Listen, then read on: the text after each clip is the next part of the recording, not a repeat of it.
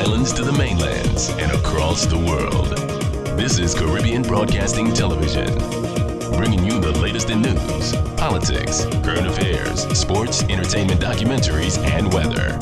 Welcome to CBTV, Caribbean's leading source in news. Mad something! Check no respect and all respect. Assasin aka Agent Saska. You know you're in tune to CBTV.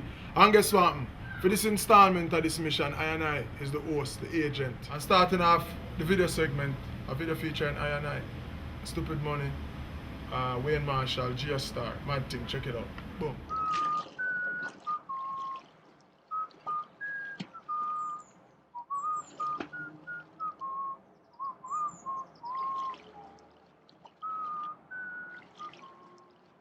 Alright guys, we're already here. So let's cheer up and let's have some fun, alright? Yo, when I grow up and I make stupid money, I'm gonna get myself an Olympic-sized pool.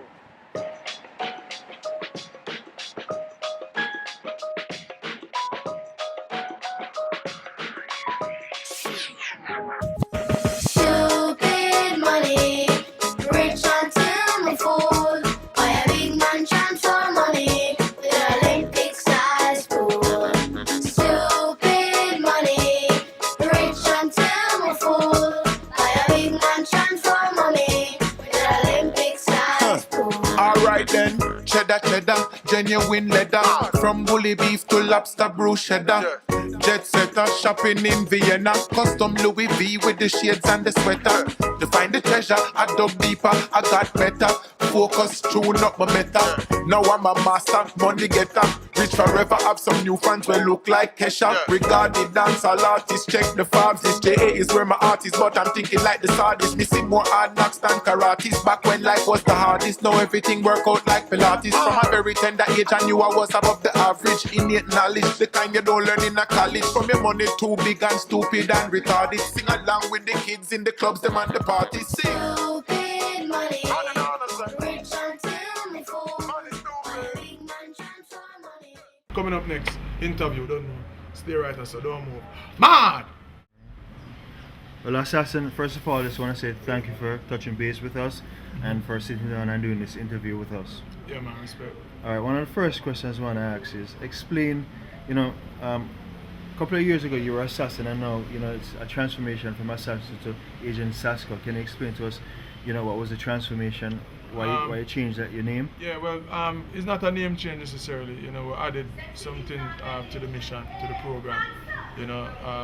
Agent Saska, what I say, is the more mature side of Assassin, and it's just giving that its own identity. And there's other considerations went into establishing, an AKA. We talk about search engine purposes and things like that. The massive one find where say you Google Agent Saska, one stop. You know what I mean? And understanding that the Assassin is still very much still operable and still valid and still up and running, but we have something new to the program, Agent Saska. So it's Assassin, also known as, not formally known as. Boom. Also known. Alright, so you came into the business at age 17, 18, you were pretty young. As a matter of fact, I would say very young. 12, 13 years after the fact, you're still here. Can you explain to us what is your success? Well, you know what? Starting this industry very young and loving music from even younger. I mean, my earliest memories include, just having a sincere love, for the art form and sincere love for the music. So, it's been a part of my life even before professional life, and being able to do what I love for more than a decade, is a blessing, and it's also humbling. I don't take it for granted that any career is owed to any man, and based on that, I'm very grateful to be able to do what I love and to be grow doing it, and we hope to continue to grow. So I'm always a student of the music, so it's a good vibe, to, as I said, do what you love and do what I'm passionate about. All right. Now the whole industry and even your fans have seen that you're a great lyricist. Are you the sort of artist that pen and paper and write your lyrics, or you just get up and you can build lyrics on the spot and it works like that for you? Do I write with a pen and a paper and being considered a great lyricist? Well, I have a thing where I say now is no pen, no paper, never right, still never wrong. You know, just as how in a conversation I don't write down what I'm saying.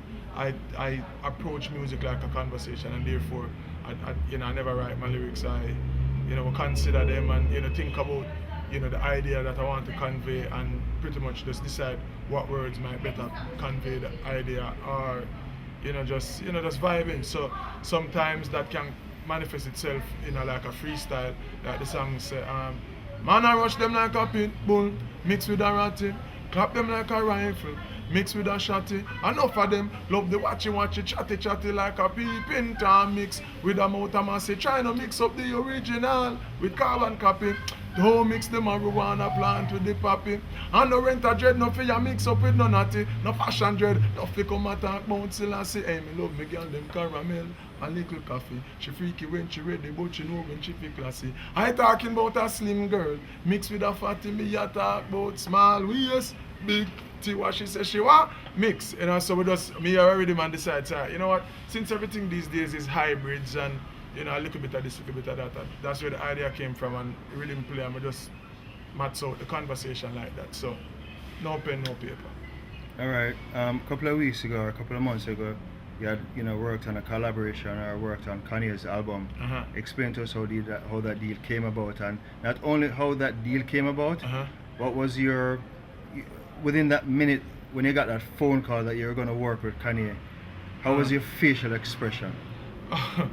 Well, it started off innocently enough with a call from the folks at G-Jam saying Kanye's people will be in Jamaica recording some stuff, and they just want to hear from a few of the names who they would consider to be at a certain level, and so getting that opportunity was great. So at this stage of my career is like as I said, you're just very grateful to be doing it. So that would be like, all right, well, cool, may I come through and see what we can put on, just like that. So I go to G-Jam, they play some beats, like 5 beats or something like that, and listen to the beat and hear, which direction I feel like it's going, do some verses, yell at the bridge in them and cut.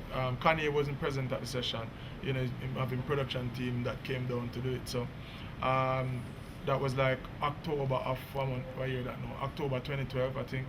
And leave the verses there. I never hear back anything till I think February or March of the next year, saying, yo man, Kanye, listen to the stuff and blah blah blah, they want to do some more thing now. At that time I'm like, all right, here we go. Yeah, it's just a good opportunity, but the way it all played out, it just reinforced a couple of things to me that, listen, you lay it all on the track, you just do what you do, and good things happen when you put in the work, because the selection for the album was purely off the merit of the verse itself and nothing else. So it was just Kanye listening to some things and decided that, yo, I like this, I want to use it. So good vibe. Apart from Kanye, who's the number one artist worldwide that you'd love to work with? It would be Stevie Wonder, just because you wouldn't necessarily imagine that collab. Like you can't readily say, alright, you can maybe see Kanye and Assasin on a track, because we do it's rap and it's dancehall and it's urban type thing and whatever. But I think Stevie Wonder is I don't think it's a fact that Stevie is just a genius at what he does, and I listen to a lot of Stevie Wonder, and it would have just be incredible for me personally to just to see how Stevie work, and to hear what we might come up with. Okay, cool. Alright, so this is a fun question. I mean, you're traveling, you're on tour, you go maybe Japan or Europe or somewhere, and you're in your dressing room and you come outside and you see 500,000 people. I mean, at any point in time, have you ever gotten an adrenaline rush? Like you're saying to yourself, how do I perform? This is 500,000 people and they're here to see me. Is there like that sort of adrenaline? Well, for me, performing, like, so now we're gone like 13 years, and I think performing at some stage along the way just became like clockwork. I wouldn't necessarily say clockwork. I give 100% at all times, and I want to give a good representation of myself and my music at all times. And so, those are the things that I consider. But size of a crowd, or the what people consider like the significance of a performance. I think when you start getting to that, it kind of can affect the performance itself. I don't want to go in a performance thinking, oh boy, this is a big performance and I have to deliver on every performance. So I try to just keep it as basic as possible. I'm going up there to represent myself, regardless. All right. Yeah. So on a lighter note, throughout the years in traveling, what's an absolute, except from Jamaica, what's an absolute must place that it's like a vacation spot for you, based on all the places you've been? Vacation, first of all, after my 13 years, I honestly say vacation has been a part of the thing so far. I mean, we have time off in Jamaica, and we just stay home in Jamaica. Like, I mean, if you want to travel, if I'm traveling for recreational Yeah. purposes, I've been to a few places that I said, it would be cool to go back with the family.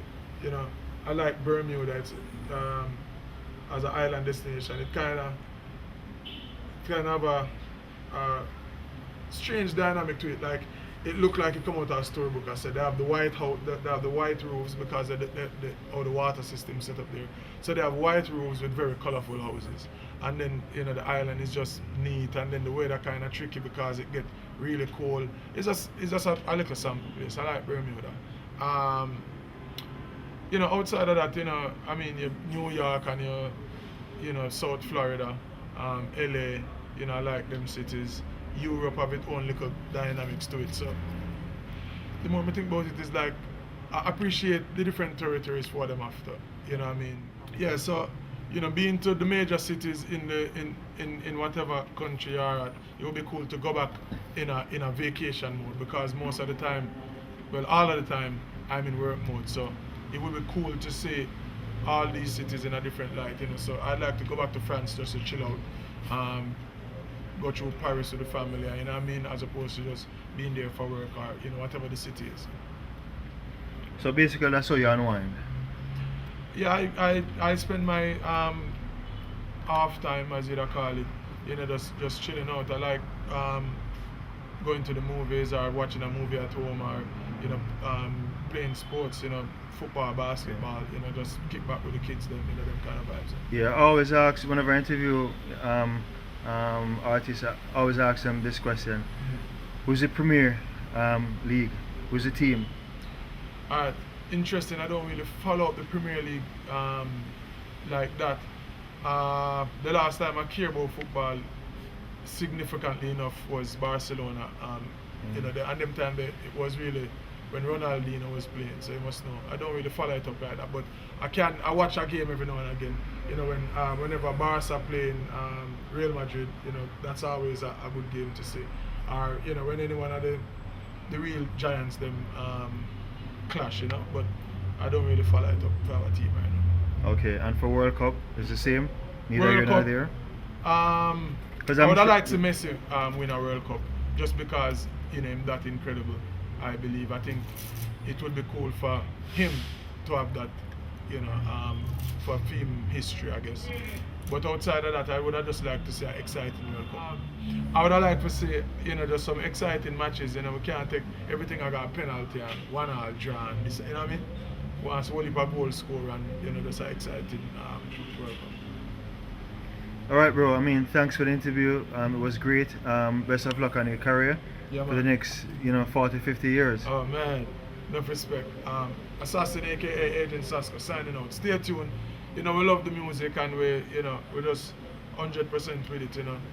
No preservatives, no additives, real. And I tell you about stupid money, dunce funds. Me a talk Bill Gates, Donald Trump funds. Now talk about lunch money, no lunch funds. We talking lump sums, trust funds, my great-great-grandson sons. Stupid money, my dollars not no sense. Me buy a Benz dealership, come me want a lens. Stupid money mean me buy $1 million residence and spend 40 million on defense. Man, I tell you about stupid money, play date, play mate and link up. Stupid money mean a real ice in a me pimp cup. Real ice, real nice, a diamond we a drink up. Wine glass in top on my golf cart rims up, yeah. Stupid money, my money are the maddest. Stupid money means some money running like Paris. Bearded man in my pocket, the White House was the address of the pool house. Bigger than Buckingham Palace, yo. Stupid money.